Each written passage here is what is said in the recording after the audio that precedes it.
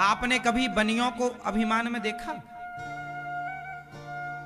कोई विशेष कोई व्यक्ति हो, जो हो तो हो, बनियों के पास बहुत पैसा है पर फटा सा कुर्ता पहन के रहते हैं, दुकान में काम करते हैं। उनको देख के कोई कह ही नहीं सकता कि ये बहुत पैसे वाले हैं। बनिया आदमी बिल्कुल सामान्य रहता है। पैसे को पचाने की शक्ति केवल बनिया के पास है। बनिया के अतिरिक्त किसी के भी पास पैसा आया तो वो उफान मारता है,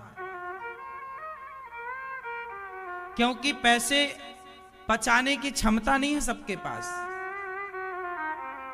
जैसे ज्ञान को पचाने की क्षमता केवल ब्राह्मण के पास है।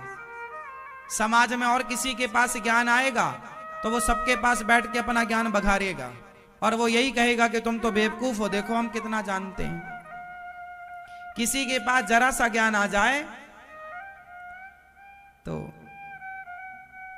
वो ज्ञान वो आपको जीने नहीं देगा। वो कहेगा हम ही ज्ञानी, तुम क्या था तुम्हें, जबकि है जरा सा। वो सूर्पनखा के पति का नाम याद कर लेगा तो वो सबको बताएगा, जी हम तो बहुत बड़े ज्ञानी, हम तो सूर्पनखा के पति को जानते हैं।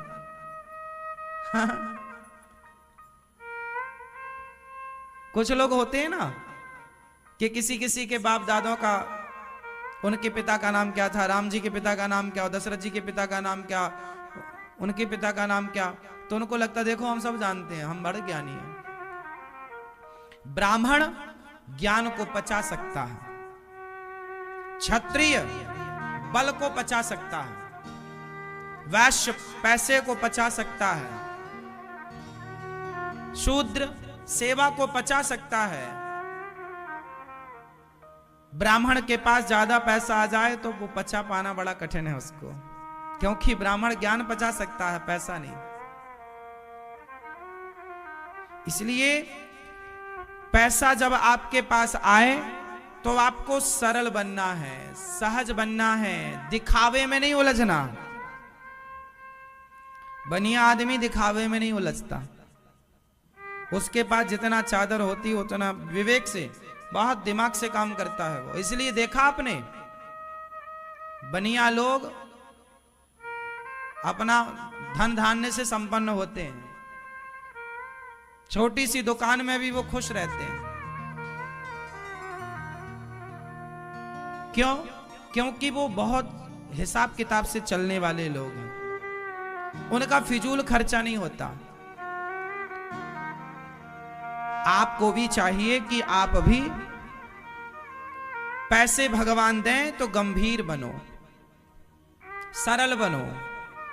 आम जब पेड़ में, आम में जब फल, आम के वृक्ष में जब आम के फल आ जाते हैं और जब फलों से भर जाता है आम का पेड़, तो वो झुक जाता है, डालियां उसकी। आंवले का पेड़ भी झुक जाता है, केले का पेड़ भी झुक जाता है। तो ईश्वर जितना आपको धन दें उतना आप झुकिए, उतने सरल बनिए, सहज बनिए। समाज को राम राम करना ना छोड़िए, समाज से मिलना जुलना ना छोड़िए। पैसा आ गया है साहब, ज्यादा गर्मी न रखिए। पैसा तो चंचल है, आज है कल रहेगा, इसकी गारंटी नहीं, पर हमारे आपके संबंध तो आज भी हैं कल भी रहेंगे। पैसों के चक्कर में संबंध नहीं बिगाड़ने चाहिए, रिश्ते नहीं बिगाड़ने चाहिए, हाँ या ना। और जिंदगी को रियल जीना चाहिए, दिखावे की जिंदगी ना हो। कुछ लोग क्या कहते हैं कि कुछ लोग ना बाहर से बड़ा बंगला है, बड़ी गाड़ी है, पर भीतर खाने को भरपेट रोटियां भी नहीं है। दिखावे की जिंदगी नहीं। आपने 50 लाख की गाड़ी खरीदी और आपके पास था 5 लाख और 45 लाख का लोन लिया आपने, ये बेवकूफी है या समझदारी है? अरे 50 लाख की गाड़ी लेने की जरूरत क्या थी? 10 लाख की भी गाड़ी आती है, 15 लाख की गाड़ी ले लेते और तुम्हें चलना ही कितना था? 25, 50, 100, 200 किलोमीटर चलना था। तो 15 लाख की गाड़ी से भी हम सबका बढ़िया आनंद से जीवन गुजरता है। लेकिन आप दिखावे में चले गए, अरे हमारे पास तो गाड़ी होनी चाहिए। जीवन दिखावे के हिसाब से ना हो, जीवन आवश्यकता के हिसाब से होना चाहिए। हमारी जरूरत कितनी है? यदि हमारी जरूरत 10,000 की, हमारी जरूरत 500 रुपए की साड़ी से पूरी हो रही है, तो हम 5,000 की साड़ी में क्यों पैसा बर्बाद करें? हमारी जरूरत जितनी है हम उतना कार्य करें।